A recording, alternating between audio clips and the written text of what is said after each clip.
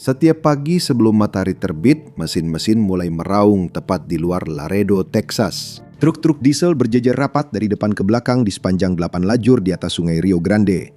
Mereka berbaris begitu panjang hingga antreannya membentang sepanjang kilometer. Di suatu tempat antara 15.000 hingga 18.000 truk akan melintasi jembatan ini setiap hari.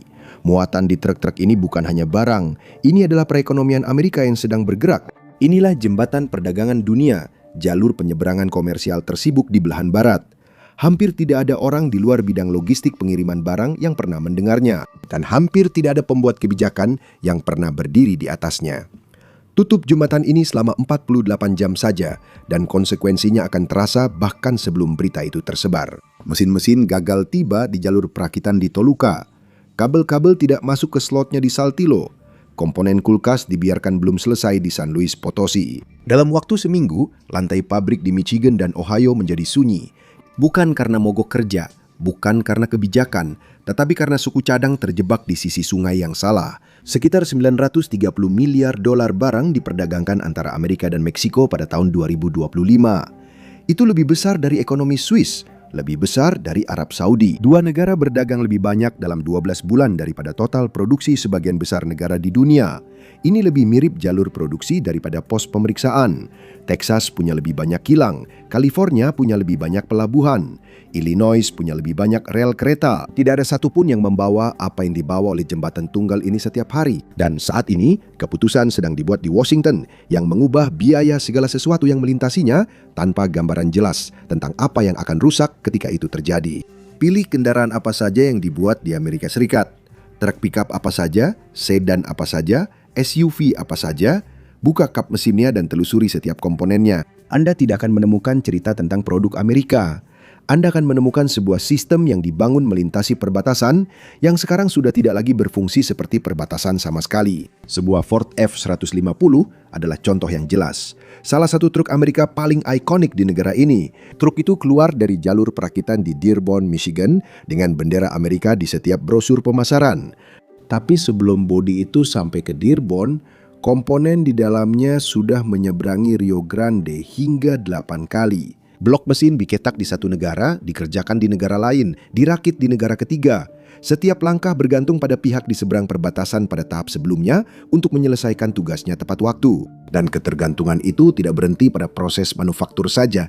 Meksiko mengirim hampir 3 juta kendaraan ringan setiap tahun ke Amerika Serikat dan sebagian besar diantaranya membawa merek produsen mobil Amerika. Semuanya dibangun berdasarkan desain Amerika. Perusahaan-perusahaan Amerika tidak memperlakukan Meksiko seperti pemasok asing.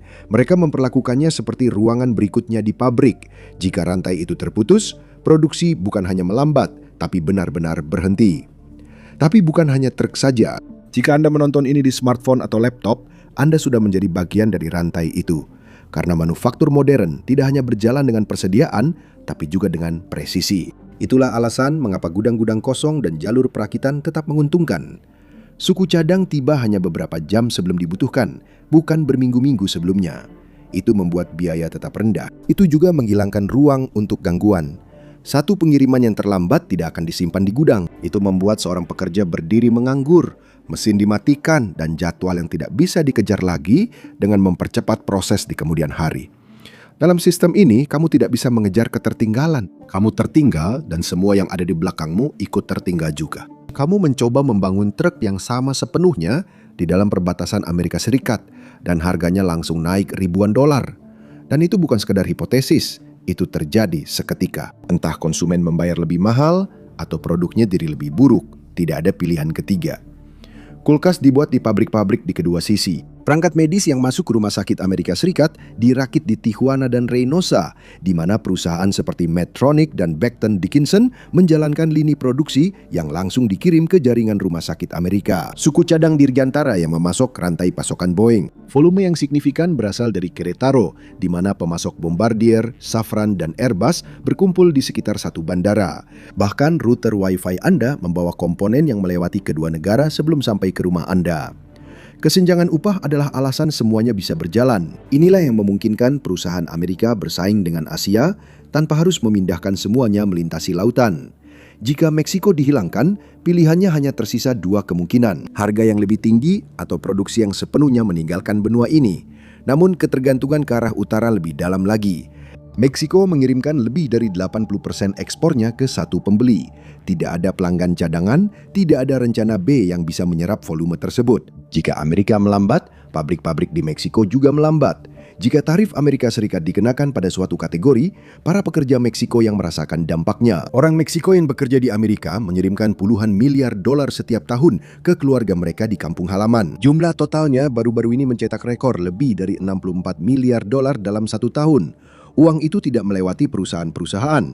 Uang itu langsung sampai ke rumah tangga. Uang itu digunakan untuk belanja kebutuhan pokok, biaya sekolah, tagihan medis, dan sewa rumah di kota-kota yang sebetulnya tidak punya perekonomian sama sekali.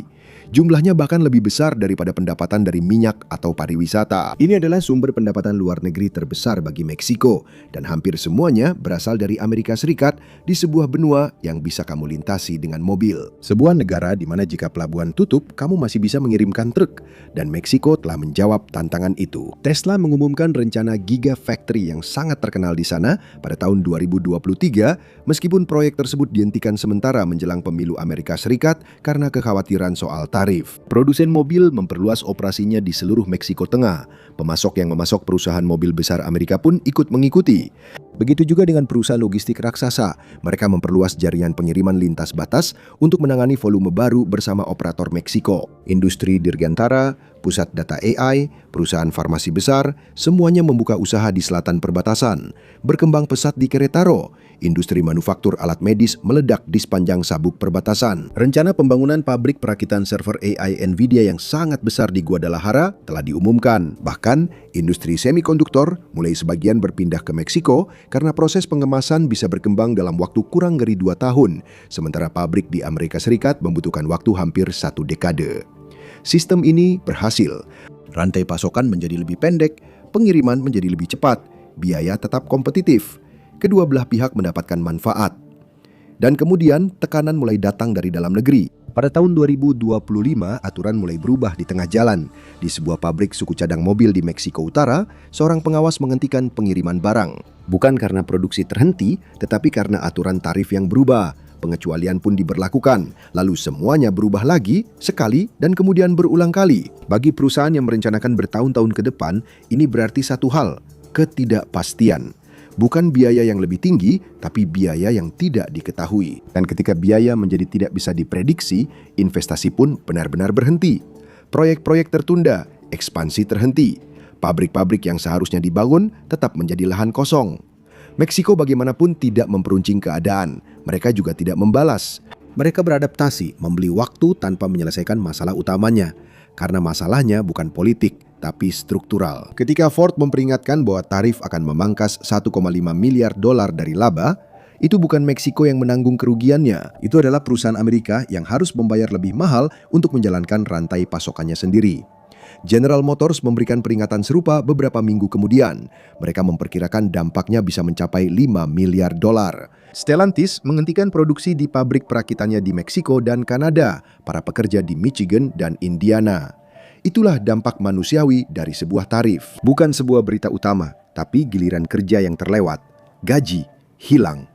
Nearshoring seharusnya menjadi solusi dari masalah ini, namun justru menimbulkan masalah baru. Ketidakstabilan ada di pusat sistem. Perdagangan hanyalah permukaannya. Risiko yang lebih dalam tersembunyi di bawahnya. Meksiko sekarang menghasilkan lebih dari 60% listriknya dari gas alam, tapi itu diimpor. Produksi dalam negeri telah menurun selama bertahun-tahun, mencapai titik terendah dalam 2 dekade pada awal tahun 2025.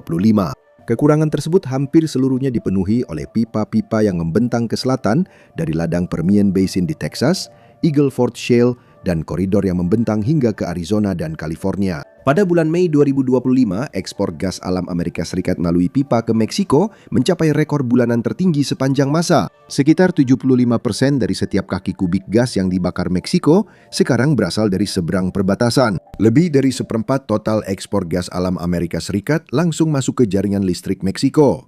Gas Amerika menggerakkan pabrik-pabrik Meksiko. Pabrik-pabrik itu membuat suku cadang. Suku cadang itu kembali melintasi perbatasan ke jalur perakitan Amerika, ganggu aliran itu, dan produksi tidak hanya turun di satu tempat, produksi gagal di kedua sisi. Meksiko sangat menyadari hal ini.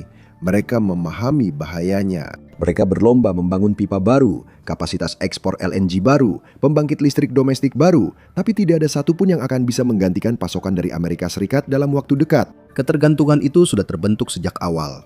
Dan kemudian ada masalah air. Petani Amerika di Texas Selatan telah menyaksikan seluruh musim panen mereka gagal karena Meksiko tertinggal dalam pengiriman air yang diwajibkan oleh perjanjian.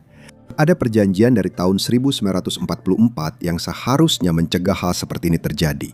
Dan sekarang perjanjian itu mulai runtuh. Negara bagian Meksiko seperti Chihuahua telah melakukan kerusuhan akibat pelepasan air waduk yang diperintahkan untuk melunasi utang Meksiko. Pembicaraan tentang utang air hampir beberapa kali gagal total dalam 5 tahun terakhir. Sekarang hubungkan itu dengan apa yang muncul di toko-toko. Makan tomat segar di bulan Januari itu berasal dari Meksiko. Begitu juga alpukat di atas roti panggangmu. Sekitar 9 dari setiap 10 alpukat di toko bahan makanan Amerika Serikat berasal dari Meksiko. Buah beri, mentimun, paprika, mangga, seluruh lorong hasil pertanian di luar musim bergantung pada rumah kaca dan ladang di Meksiko. Jika pasokan air menipis, tanaman tidak akan ditanam. Itu berarti rak-rak kosong di toko-toko Amerika Serikat dalam hitungan hari dan pendapatan petani runtuh di kedua sisi perbatasan. Pada tahun 2024, petugas inspeksi Amerika menghentikan pengiriman alpukat dari Michoacan karena masalah keamanan. Harga di toko bahan makanan Amerika Serikat melonjak dalam beberapa hari. Satu petugas inspeksi saja menyebabkan penundaan selama seminggu dan lonjakan harga secara nasional. Begitu tipisnya margin yang sebenarnya. Bir juga punya cerita yang serupa.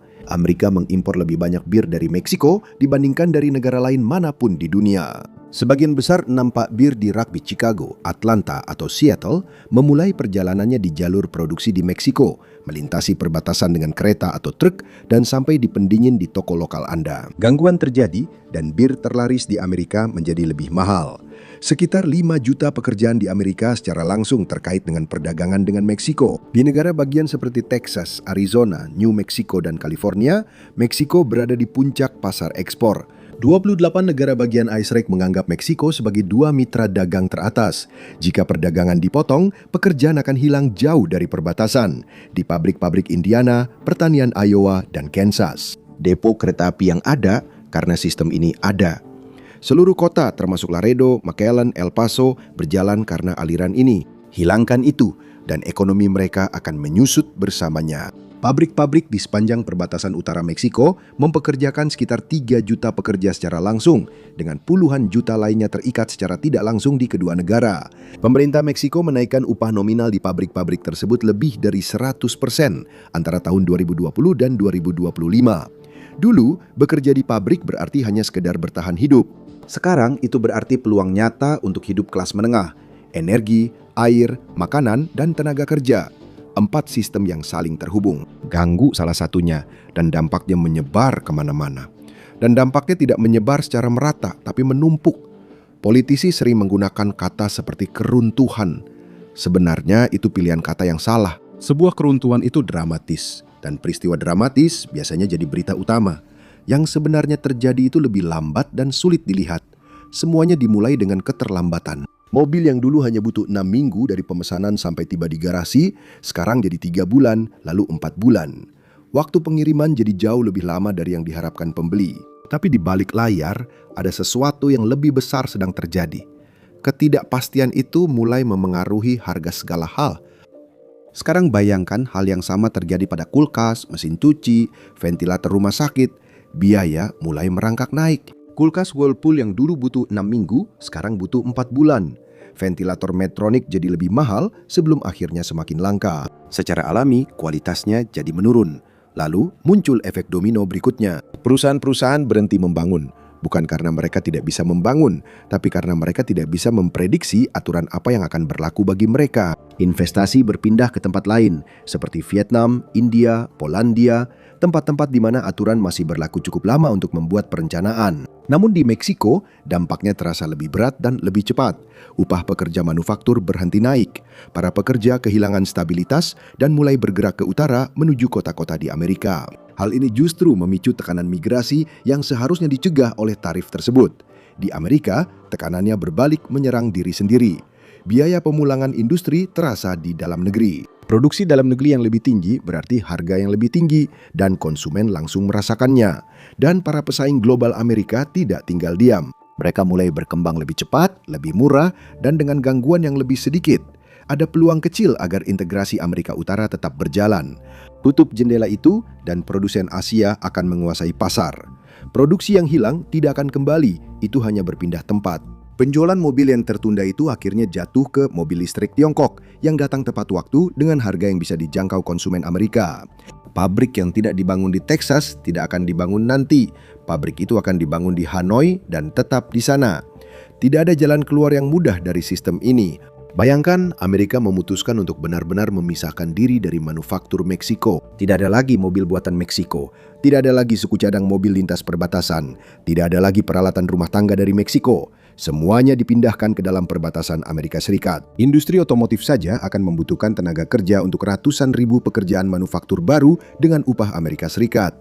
Pabrik-pabrik Amerika sudah kekurangan pekerja. Mereka bahkan tidak bisa mengisi lowongan yang ada saat ini. Menambah beberapa ratus ribu pekerjaan lagi, berarti harus ada lonjakan besar dalam imigrasi, yang justru kebalikan dari keinginan orang-orang yang mendorong pemisahan ini, atau upah yang begitu tinggi sehingga perhitungannya runtuh dengan sendirinya. Bahkan jika para pekerja tiba-tiba muncul secara ajaib, pabrik-pabriknya pun tidak ada. Membangun pabrik mobil baru di dalam perbatasan Amerika Serikat membutuhkan waktu 3 hingga 5 tahun sejak pengumuman hingga mobil pertama keluar dari jalur produksi. Membangun basis pemasok di sekitarnya menambah waktu 2 tahun lagi. Pada saat pabrik-pabrik itu sudah beroperasi, mereka harus bersaing dengan kendaraan listrik yang dibuat di negara-negara yang tidak pernah berhenti mengoptimalkan rantai pasokan mereka. Konsumen Amerika akan menanggung biaya itu selama seluruh waktu tersebut. Sebuah pickup baru yang harganya $50.000 hari ini akan menjadi $60.000 atau lebih setelahnya. Dan itu baru satu sektor saja. Skenarionya sama untuk perangkat medis, peralatan rumah tangga, komponen dirgantara, dan elektronik. Setiap kategori menjadi lebih mahal, dan dalam banyak kasus, produksinya sama sekali tidak kembali ke dalam negeri, malah semakin jauh. Tidak ada basis pemasok domestik yang dapat berkembang cukup cepat untuk menggantikan apa yang sudah ada. Lihat apa yang dihadapi oleh Apple ketika mereka mencoba memindahkan perakitan iPhone dari Tiongkok ke India. 2 tahun gangguan, masalah kualitas, hasil produksi yang lebih rendah, dan kesenjangan output yang diam-diam mendorong produksi kembali ke pemasok Tiongkok yang sudah mapan. Membangun kembali rantai pasokan bukanlah keputusan kebijakan. Itu adalah proyek industri yang memakan waktu 1 dekade. Oke, tapi bagaimana dengan Meksiko? Apakah Meksiko bisa melepaskan diri dari Amerika? Bisakah mereka menggantikan pelanggan yang mengambil lebih dari 80% ekspornya? Para pembuat kebijakan Meksiko sudah mencoba. Pemerintah Presiden Claudia Sheinbaum berupaya keras untuk meningkatkan ekspor ke Kanada, di mana pengiriman tumbuh 17% pada tahun 2025. Mereka juga mendorong ekspor ke Eropa, ke Belgia, dan Inggris. Petani alpukat Meksiko membuka pasar baru di Jepang dan Korea Selatan, tetapi itu tidak banyak berpengaruh. Ekspor Meksiko ke Amerika Serikat mendominasi perdagangan negara tersebut, jauh melebihi semua pasar lainnya. Kanada dan Eropa masih menjadi mitra yang menarik, bahkan dengan pertumbuhan baru-baru ini. Tetapi mereka hanya menyumbang sebagian kecil dari apa yang dijual Meksiko ke Amerika Serikat. Hubungan-hubungan itu penting, tetapi tidak ada yang mendekati skala pembeli tunggal terbesar mereka. Tidak ada pasar lain yang dapat menyerap volume sebesar itu dengan harga tersebut. Jika Meksiko mencoba mengalihkan ekspor dalam skala besar, penyesuaiannya tidak akan berjalan mulus. Nilai peso akan turun, inflasi akan meningkat, dan aliran remitansi yang selama ini mendukung jutaan rumah tangga akan berubah dari penopang menjadi sarana bertahan hidup. Itulah yang membuat momen ini begitu tidak stabil. Pembicaraan di kedua belah pihak memperlakukan pengaruh seolah-olah itu nyata. Truk-truk yang melintasi jembatan Laredo menceritakan kisah yang berbeda. Mereka terus berjalan. 6 juta pada tahun 2024. Jumlahnya sedikit berkurang pada tahun 2025 karena gejolak tarif, lalu meningkat lagi saat aturan mulai stabil. Jembatan itu mencerminkan kenyataan lebih cepat daripada kebijakan. Ketika Mahkamah Agung membatalkan tarif pada Februari 2026, kelegaan itu hanya bertahan beberapa jam. Tarif tersebut digantikan dalam beberapa jam dengan tarif global 10% yang dibatasi selama 150 hari. Ketika ancaman tarif berikutnya muncul, para produsen akan kembali menunda. Namun, investor cerdas akan melakukan apa yang selalu mereka lakukan, melakukan lindung nilai. Mereka mencari tempat di mana aturan tetap stabil cukup lama untuk mengembalikan investasi. Vietnam misalnya memahami hal ini. Pejabat di sana secara terbuka telah merayu produsen Amerika yang merasa tidak nyaman akibat ketidakstabilan tarif. Mereka telah menawarkan keringanan pajak dan kesepakatan infrastruktur untuk mengunci komitmen. India melakukan hal yang sama, menargetkan perusahaan-perusahaan yang perencanaan jangka panjangnya tidak lagi cocok dengan kerangka Amerika Utara yang terus berubah. Meninggalkan begitu saja tidak berhasil. Berpura-pura mundur juga tidak berhasil. Ada jalan ke depan yang bisa melindungi kedua ekonomi, tapi tidak ada seorang pun di kedua pihak yang mau mengakuinya secara terbuka. Mereka tidak memilih saling ketergantungan meskipun mereka beroperasi di dalamnya. Baik Meksiko maupun Kanada telah memberi sinyal bahwa mereka menginginkan kesinambungan. Industri Meksiko telah jelas mengenai prioritasnya. Aturan yang dapat diprediksi, pergerakan bebas bea untuk barang yang diproduksi secara regional, dan penyelesaian sengketa yang mencegah terjadinya lonjakan biaya secara tiba-tiba. Seorang perwakilan dagang Amerika Serikat telah mengisyaratkan untuk mengganti perjanjian tiga pihak dengan kesepakatan bilateral terpisah yang akan mengubah posisi tawar, tetapi juga membekukan keputusan investasi di seluruh benua selama persyaratan baru sedang dinegosiasikan. Industri otomotif telah bersikap langsung. Hampir 40% dari total perdagangan Amerika Serikat dan Meksiko berjalan melalui sektor ini. Beralih ke kesepakatan bilateral dan struktur insentif yang mendorong nearshoring langsung melemah. Para pemimpin bisnis Texas yang memiliki kepentingan lebih besar dalam hal ini dibandingkan siapapun di Amerika telah menyampaikan hal ini dengan lebih jelas. Perdagangan melalui Texas mendukung sekitar 500.000 lapangan kerja dan menghasilkan beberapa ratus miliar dolar setiap tahunnya. Logistik, pengangkutan, bea cukai, pergudangan, dan manufaktur semuanya dibangun di sekitar arus lintas batas. Pesan mereka tetap sama. Integrasi adalah keunggulan kompetitif. Jika itu dihilangkan, industri Amerika tidak menjadi lebih kompetitif melawan Tiongkok, justru menjadi jauh lebih lemah. Pejabat Meksiko telah memperingatkan bahwa ketidakpastian yang berkepanjangan akan mempercepat perlambatan investasi asing yang sudah terjadi. Siklus integrasi selama 30 tahun kini berada dalam jendela politik selama 18 bulan. Jika peninjauan berjalan lancar, truk-truk tetap beroperasi, uang tetap mengalir, Meksiko tetap menjadi bengkel di sebelah, Amerika tetap menjadi pelanggannya. Kedua ekonomi tumbuh bersama, seperti yang terjadi sejak NAFTA. Jika peninjauan berjalan buruk, perpecahan lambat akan terus berlanjut. Setiap tahun sedikit demi sedikit, rantai pasokan diam-diam berpindah ke tempat lain. Setiap tahun, jembatan Laredo membawa sedikit lebih sedikit. Integrasi tidak runtuh sekaligus. Integrasi hanya terkikis sampai sistem yang didukungnya tidak lagi ada dalam bentuk yang sama. Jadi, apa sebenarnya yang membuat sebuah benua yang terintegrasi tetap bersatu? Perdagangan antara Amerika dan Meksiko sebenarnya tidak menyusut, justru meningkat. Meksiko mencatat rekor ekspor sepanjang masa pada tahun 2025 meskipun tarif sangat menekan. Permintaan Amerika tetap kuat, aliran energi meningkat, infrastruktur masih terus berkembang. Kedua negara secara fisik sedang membangun lebih banyak kapasitas untuk saling bergantung, meskipun para politisi di kedua belah pihak masih memperdebatkan apakah mereka seharusnya melakukan itu. Alasannya sederhana, yaitu karena sistem ini berjalan dengan baik. Sistem ini bekerja untuk seorang pekerja otomotif Meksiko di Coahuila. Sistem ini juga bekerja untuk seorang petani jagung di Iowa yang mengirimkan jagung pakan ke selatan. Sistem ini bekerja untuk cukup banyak orang di cukup banyak tempat, sehingga jika sistem ini dihentikan, akan ada konsekuensi politik yang langsung terasa. Jadi, hubungan ini bertahan bukan karena kesepakatan, tetapi karena semacam kebuntuan. Itu adalah bagian yang mudah terlewatkan. Hubungan ini tidak bertahan karena kedua belah pihak setuju. Hubungan ini bertahan karena jika diputuskan, dampaknya langsung dirasakan oleh para pemilih. Penolakan akan terjadi dengan cepat dan keras. Politisi yang memulai pagi dengan terdengar tegas terhadap Meksiko akan mengakhiri minggu dengan menarik kembali ucapannya karena orang-orang yang benar-benar menanggung biayanya muncul. Umpan baliknya sangat cepat dan respons politik mengikuti hal itu. Inilah yang menjelaskan mengapa Meksiko belum membalas. Tekanan di dalam Amerika melakukan pekerjaan yang seharusnya dilakukan dengan membalas, namun dengan lebih cepat dan lebih murah. Jembatan Laredo, gas di pipa, pengiriman hasil pertanian, rantai pasokan industri, aliran remitansi, semuanya membentuk sebuah sistem yang bisa ditekan tapi tidak mudah dipisahkan. Ada dua kemungkinan hasil. Satu di mana sistemnya stabil dan terus berkembang. Dan satu lagi di mana sistem itu perlahan kehilangan efisiensi, sampai akhirnya tidak lagi kompetitif. Yang terjadi tergantung pada apakah orang-orang yang membentuk kebijakan memahami apa yang sebenarnya melintasi jembatan itu setiap hari. Bukan hanya barang, tapi itu pada dasarnya adalah inti operasional dari perekonomian skala benua. Truk-truk sudah berbaris sebelum fajar pagi ini. Mereka akan tetap berbaris besok dan pagi berikutnya. Permintaannya belum berubah. Satu-satunya pertanyaan adalah apakah sistem yang memenuhi permintaan itu akan terus berjalan. Karena ketika itu tidak berjalan, truk-truk tidak melambat. Mereka benar-benar berhenti. Terima kasih sudah bergabung dengan saya hari ini. Saya harap Anda menikmati videonya. Dan jika Anda ingin melihat lebih banyak video seperti ini, silakan pertimbangkan untuk berlangganan dan aktifkan notifikasi. Itu benar-benar membuat perbedaan. Terima kasih sekali lagi dan sampai jumpa lagi lain kali di MedPack.